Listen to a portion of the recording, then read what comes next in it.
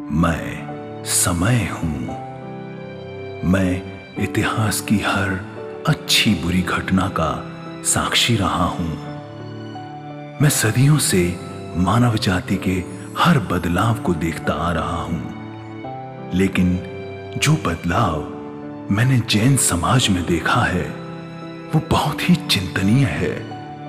सदियों से सुसंस्कृत जैन समाज एक समय एक ही जाजम पर खड़ा था और तीर्थंकरों के बताए पथ पर चल रहा था।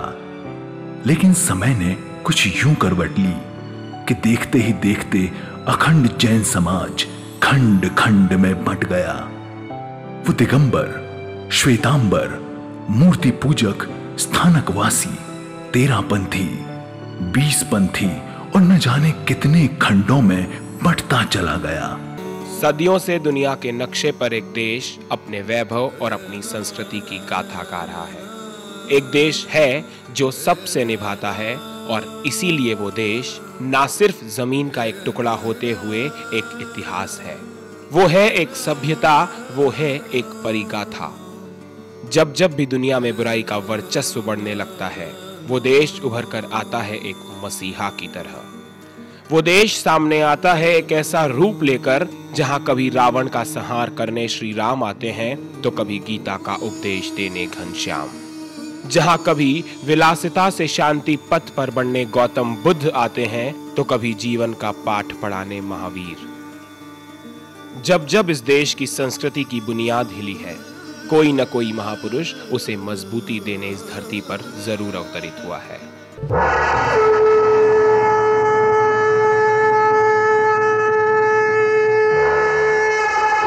लेकिन समय ने कुछ यूं करवट ली।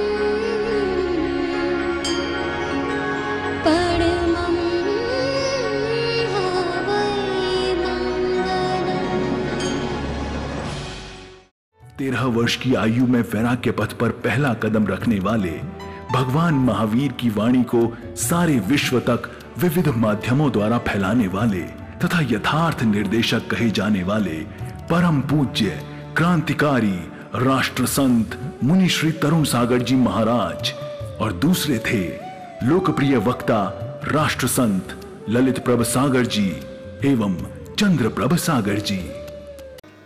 आखिर ये भारत है क्या? सही मायने में भारत एक खोज है।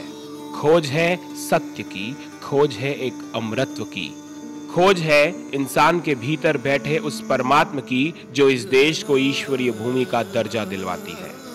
और इसी ईश्वरीय भूमि हिंदुस्तान में अपनी अलग शान और अभिमान की कहानी सुनाता एक प्रदेश है राजस्थान।